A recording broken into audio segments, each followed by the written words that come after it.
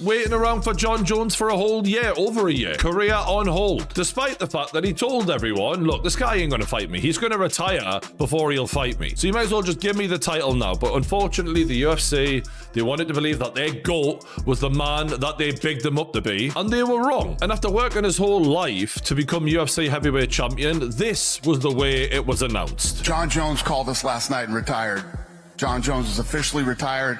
Tom Aspinall is the heavyweight champion of the UFC. All right, Dana, calm down. Don't get too excited. And that was in the middle of the night in some random-ass UFC press conference. No ceremony, no celebration, no congratulations, Tom. We've got the best young fighter in the world. It was as if no one gave a fuck from the UFC. It was so bad. And I get Dana was pissed because he'd been made to look a fool by Jon Jones, but that was never Tom Aspinall's fault. Tom just wanted to fight the best guy he possibly could. And you'd think MMA fans would love that. There's a fighter who's trying to fight the best, wants to win the title, wants to defend the title and be an active heavyweight champion, something we've not had in God knows how long in the UFC. But no, because Jon Jones weirdly has a lot of fans who want to see him protected and not get his chin smashed to bits, they supported the guy who ran away from the fight and trashed Tom consistently. What a weird fan base. Allowing himself to be missed very much, because the moment he left, he came right back. And by the way, I have no problem with all of this.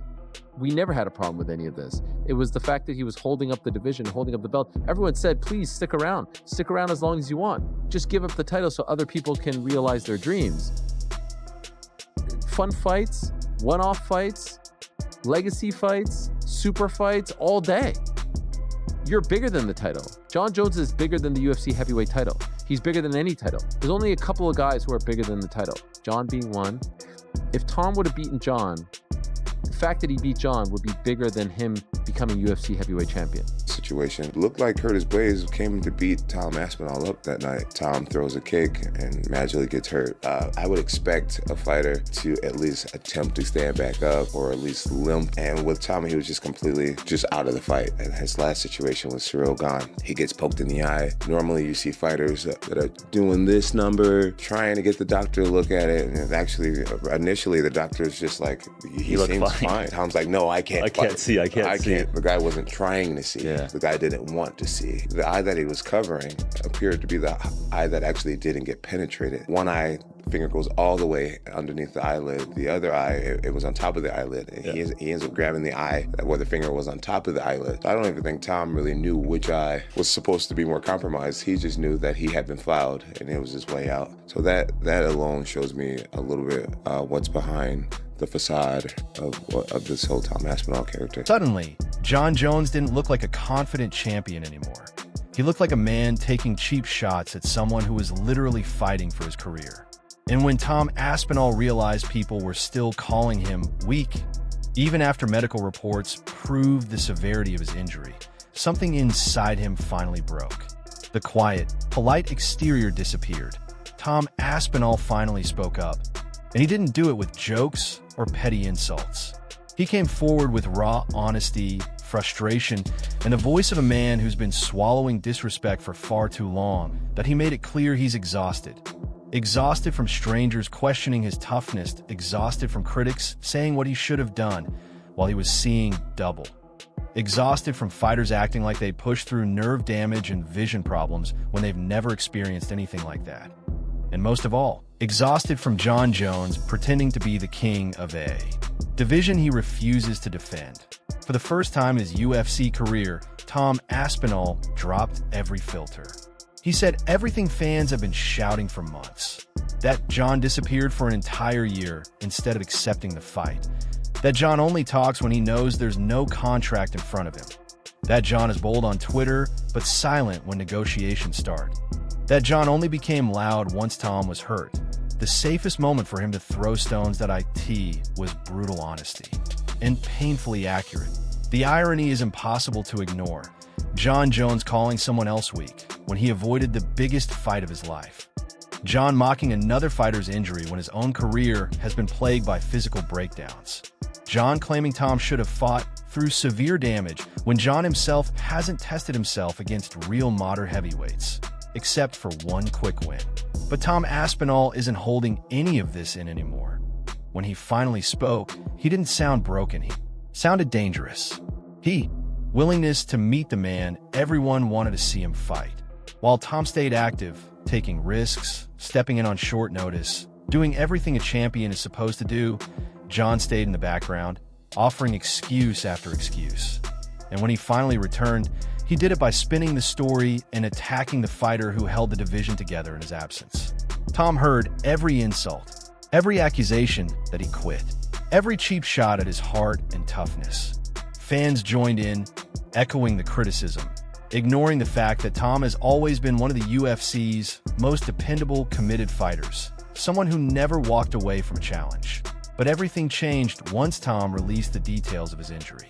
Once he revealed that his eyes were no longer tracking together, that he was dealing with neurological complications, that his vision was unstable, unpredictable, and possibly permanently affected, that in that instant, the narrative flipped. The people calling him a quitter had to confront what he was actually going through. The mockery lost its power, and Jon Jones' comments suddenly looked small, cruel, and out of touch. Tom Aspinall has finally reached his limit with Jon Jones, breaking the silence after weeks of chaos surrounding the heavyweight division. While fans argue, critics yell, and media fuels the drama, one voice is kept rising above the rest. Jon Jones, who has taken every opportunity to tear down a fighter who never disrespected him once. A fighter who waited more than a year for a matchup Jon walked away from without a second thought. But the moment Tom was sidelined with a dangerous eye injury, one serious enough for doctors to warn him about long-term consequences, Jon suddenly found the courage to speak, calling Tom weak, mocking his condition, and turning a medical emergency into a punchline. What the MMA world has witnessed isn't just trash talk, it's been a build-up years in the making.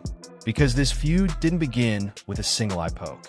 It didn't begin the night Tom stood in the cage at UFC 304, struggling with distorted vision and a splitting headache, wondering if his future had just been taken from him. It began the moment Jon Jones sensed a true threat.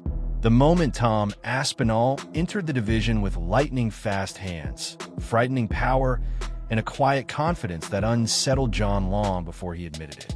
Tom's rapid rise, his knockouts, his calm dominance, all of it forced Jon to confront a reality he didn't want. The new era had arrived, and it wasn't waiting for him. Instead of stepping forward, Jon stepped away. No interviews, no updates, no injury. The blame falls on him. Fans rallied behind him instantly.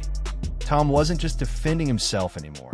He was speaking for the entire division, for every fighter who felt overlooked or dismissed. He wasn't just the polite contender anymore.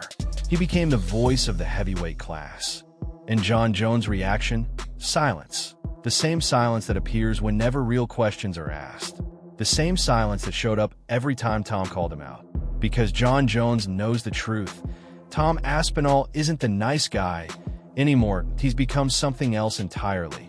A problem Jon can no longer ignore. And when the doctors clear him, when the vision stabilizes, when those cage-side lights hit him again, Tom Aspinall is returning with a fire the heavyweight division has never seen from him before.